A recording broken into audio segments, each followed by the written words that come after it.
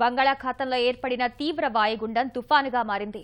తూర్పు మధ్య బంగాళాఖాతంలో ఏర్పడిన కయాంత్ తుఫాను విశాఖకు తూర్పు ఆగ్నేయంగా 685 కిలోమీటర్ల దూరంలో కేంద్రీకృతమైంది. మచిలీపట్నానికి తూర్పు ఈశాన్యంగా 900 కిలోమీటర్ల దూరంలో ఉంది.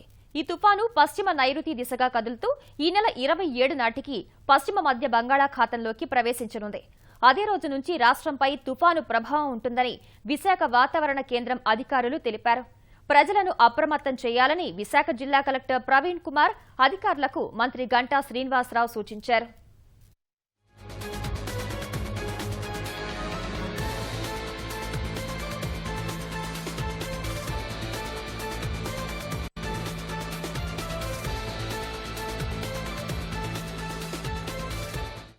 బంగాళాఖాతంలో ఏర్పడిన తీవ్ర వాయుగుండం తుఫానుగా మారింది.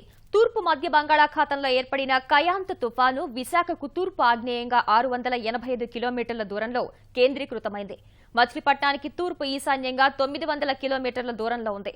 ఈ తుఫాను పశ్చిమ నైరుతి దిశగా కదులుతూ ఈ నెల 27 నాటికి పశ్చిమ మధ్య బంగాళాఖాతంలోకి ప్రవేశించనుంది.